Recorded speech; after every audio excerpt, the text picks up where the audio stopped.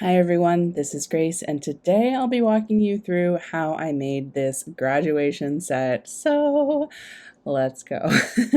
Now, I made this set originally for a class, so I had streamlined in mind, especially thinking anyone that might be doing orders for graduation. You're probably having to make a lot. So I wanted to simplify the designs, make them effective, but still, I don't know, with a little spark of fun. So the first thing I did was I took an edible marker just to mark out a couple of the important spots, and then I'm using the soft peak piping consistency in black to just kind of give some 3D cutout element. The little dots that I did around the armpit area, I did dots instead of actually putting lines in for the sleeves, because you'll see there's going to be a little bit of a cutout. And I tried actually drawing out the lines and found that it was hard to match the piping exactly to cover up the edible marker, if that makes sense. So right here, like if you're going to actually draw it out with an edible marker, you'd have to be able to cover it precisely with your piping. So just keep that in mind. Right now, I am outlining again with that soft peak. We're doing a 2 consistency outline and flood for this set. It's a thin flood and a soft peak piping consistency. For the most part, we do pull out a medium peak later, but for now. The reason for the 2 consistency outline and flood, I mean, these days I tend to do that unless I'm doing like a beginner class set where I really want to focus on one consistency. It might take a little bit more prep time to actually make the icing because you're doing 2 consistencies, but you'll get so much more precision, and it does actually go a lot faster. So we've outlined, let your outline crust, and then I'm going in with my flood on one side. When you have a thinner flood, it just goes faster. You don't have to help it settle. You flood, you move on to the next one. It's a beautiful thing. So obviously we're using black here. And I really didn't want to use black for this set, to be totally honest, because who wants to eat black cookies? But the thing is that a lot of graduation gowns and colors are black. So since this was a class, I really wanted to make sure that I was teaching everyone how to make good black. So the way you do that is starting 2 days before you need to decorate. Sidebar, we just let that right side crust. So we're keeping this simple yet effective. So that's where flooding in sections is a great technique because it's simple and effective. Okay, so back to the black. Start 2 days before. You want to color it to a dark gray. Let it sit for 24 hours, come back to it. It's going to have darkened, I promise. And then you can add, if it's still not like a quite dark gray by the first night, for the first 24 hours, then you can add more and make it more of a dark gray. Morning of and right before you decorate, you want it to be a very, very, very dark gray on the verge of black, but not black yet. If it's already black in the bowl, you've gone too far. Okay, I strongly discourage coloring it more in the morning if you can manage to not. Excuse me, a little sneezy sneeze. I've just found it's very deceiving in the bowl the morning of. There's so many times that I've added too much color morning of and I regretted it. So not a huge deal, but if you can avoid it, I would. So by starting the color developing 2 days before, you're really giving it ample time to saturate as much as possible with the amount of food coloring that you're using. Now, if you can, I'd recommend using something like the Sugar Art Master Elite. It's a highly pigmented powder. You don't need as much of it. It's just like more potent. But if not, definitely use a gel coloring like from Americolor or Chef Master. I usually start my black with the Sugar Art Master Elite that 2 days before, and I'll add that more that 1 day before. You do have to activate Master Elites with water before mixing into the icing, so just keep that in mind.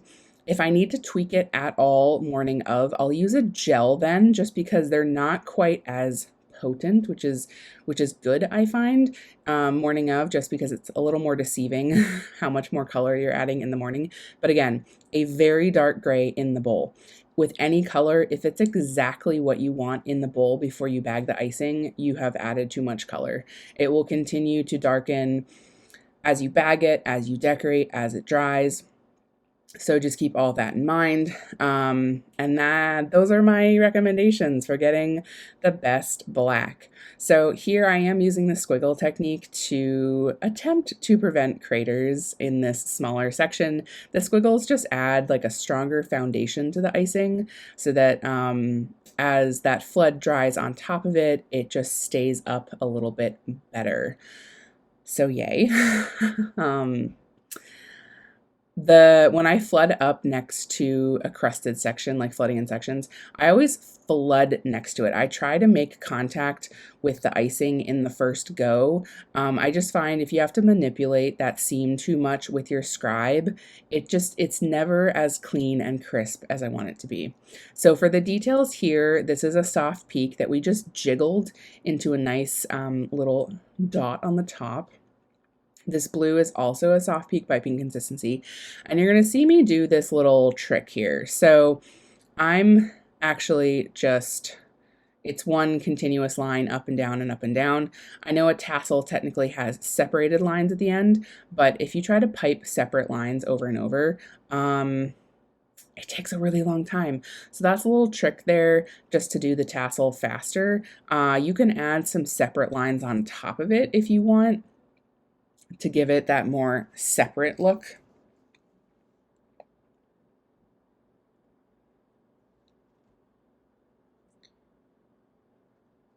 So for this one here, okay, this is one of the banners, and I do find it helpful to mark out the sections with an edible marker if you can.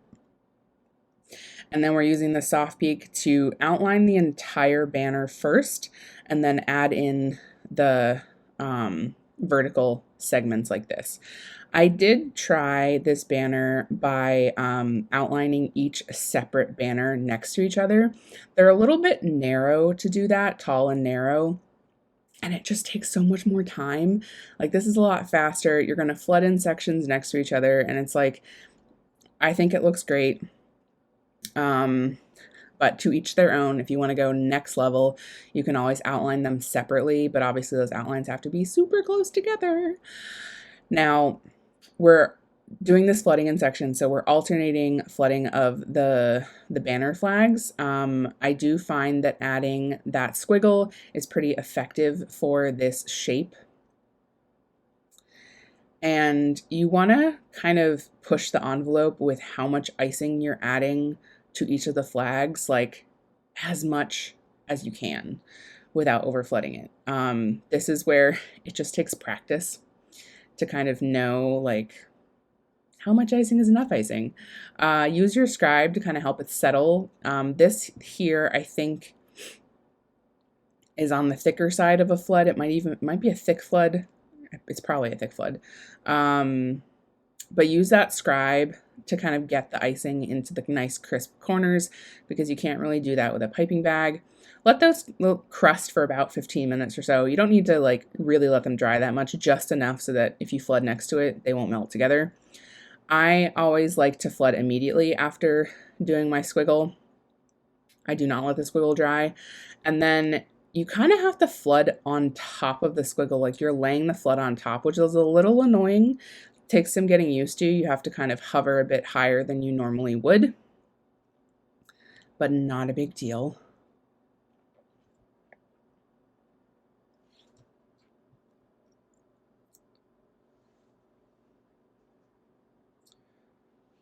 This blue here is AmeriColor or Chef Master Royal Blue. They're basically the same. They're like ever so slightly different if you put them next to each other, but they're essentially the same. The colors might be kind of boring for this set, but again, I was just going for probably what is the most common color combo for graduation. This yellow here, we're going in with that soft peak piping consistency again. And then the white is a soft peak as well. So with a graduation set, you kind of can't get away with not doing some form of lettering. This year I called an advanced beginner class. So I didn't want to do any crazy lettering. I didn't want to do any lettering that required a projector. So this is all free-handed. No, freehanding is not as perfect as using a projector, but y'all, it's good enough. It makes things go pretty quickly. Yeah. So here I am using a piping tip. Now, I only use a piping tip when absolutely necessary, and I actually tried to do this without a piping tip. I sat down with my icing. There is a way to cut your bag so that you can get a pretty thin line out of it, but I just found the act of trying to do the curve on the bow, it's hard to explain, but it was like just too challenging. Like that little twist as you kind of switch direction with the bow. It was just not worth it, in my opinion. So this is an instance where I absolutely think that a piping tip is worth it. I will only recommend them, especially for a class, if they're worth it. So that's the banner. You'll see in the full set. Oh, here we go. I'm going to show it to you. So I wanted to be able to provide some opportunities for customization. So the first banner is 2023. The second banner is going to say grad, and we're doing this in black lettering. Another option is you could actually just outline and flood the entire banner, so not do the sections, and you could write someone's name, you could write the actual date of graduation, you could write the school name. Like, there are a lot of different ways that you could customize this, which I think is awesome. And the corners of these banners are bows, but you could make them into flowers. There's a lot of different things that you could do.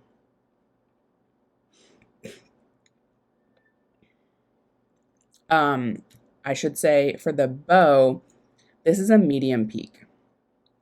So it is a little annoying to have the medium peak in the yellow and the soft peak just to do some very small amount of outlining stuff. But since you're going to have the special piping tip on the medium peak, you can't really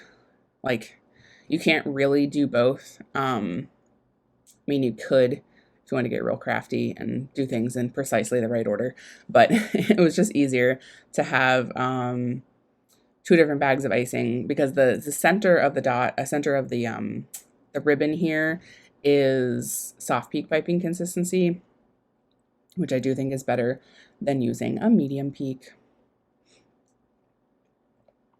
So this is the, what is this called? Balloons. Thank you, Grace. I actually find balloon clusters harder to do than they look. The first step is getting them round, getting the balloons round, getting them like in the right shape. Be very careful if you're going to be doing this outlining, the sketching with the edible marker, because you want to make sure that you're able to cover any of the edible marker with your icing. The bottom part of this balloon cluster is actually exposed. It's not totally covered in icing. So that's something to just keep in mind. That's why when I do these outlines, I kind of do them very lightly and sparsely. And when you do like an edible marker outline, usually you want to like try to make it slightly smaller than you're ultimately gonna make it if it's exposed, if that makes any sense. Okay, so confession, I do not recommend doing the squiggle on these balloons. I did it for the video and then I regretted it. I actually found this squiggle was too much for this balloon. Either I would not do the squiggle, or I would do a much more sparse zigzag, because as this dried, the icing actually like caved into the squiggle, and this is what happens if your squiggle is like too big or sticks up. It can actually kind of show underneath the icing, the flood icing, as it dries, which is extra not ideal. Like, it's better to just have a slight crater than to have the squiggle popping through. Whoopsies. So we're gonna let those crust. The most annoying part about this balloon cluster, I would say, is that there's just so much flooding in sections and you have to do it in so many steps, or at least I think it's so many steps. I mean, I guess it's only 3 now that I think about it, but still. So the white here, I just want to say I did use white gel coloring to color this. I didn't always used to color my white icing, but I started doing it maybe like a year or 2 ago. You can also use like the tiniest bit of purple because it's on the opposite side of the color wheel to offset any yellow in your white icing, but I'm always too terrified to do that because it must be like the tiniest bit of purple because I definitely do not want to color my white icing purple. Not ideal, my friends. So some people might not see doing the little bottoms of these balloons separately as necessary, which is totally fine. You could just flood the whole thing all at once, but I like the look of the different sections. And what else can I say here? So I just had fun with the little highlights, making them all the different colors. So you get all the color combo in here. But you could totally make these balloons all the same color. You don't have to make them different colors. Yeah. You're going to pull your scribe through the center of that dot and pull it down. Make sure your scribe is clean, otherwise you're going to get the little highlight dirty. This is the soft peak. I just had a little wonky at the end of my line when that was not intentional. Sometimes that happens, I don't know. Try to crisscross in the center as best as possible. I preferred to let the lines crust before moving on to the ribbon. That was not intentional. This was my last set of balloons, so I couldn't film it again. Whoopsies. But it's fine. It's fine. There we go. There's the set of balloons. That set of balloons I did not do the squiggle on. That's why they look beautiful. Okay, the last but not least is the Diploma scroll. I recognize that diplomas don't really show up, like they aren't delivered to you in a scroll anymore. Were they ever? I don't know. But it's cute. So whatever. It's cute and simple. So we are outlining with white. Let that crust and then go in and flood with your white icing. By the way, the little specks in my cookies it comes from vanilla bean paste. I get mine from Nielsen Massey. It's in my Amazon shop. I think it's the bee's knees. Okay. We are flooding this bad boy. When I stab it like I'm about to do, I think, maybe not. What's happening, Grace? There we go. Just kind of settle it a little bit, and then I'm probably going to snap it, stab it, and jiggle it. I'm just helping the icing settle, and I am actually stabbing the cookie. So let that crust, and then we're just going to add a very simple detail piping here to give it the illusion of the scroll at the end. Voila. And then this is the simple bow. Easy peasy lemon squeezy. That little curve in the corner is definitely the hardest part. You can see I kind of struggled in the first one. I'm also not moving my cookie. I would recommend moving your cookie to a more optimal angle when you're piping. I'm just filming, so I kind of want to keep the cookie in the same spot. And there we go. That is the whole set. Gotta love it. Simple yet effective. Customize the colors to your grad. Customize that banner to make it more personal and specific. As always, I hope you learned a thing or two. I hope you enjoyed this voiceover, and y'all have a sweet one. Bye.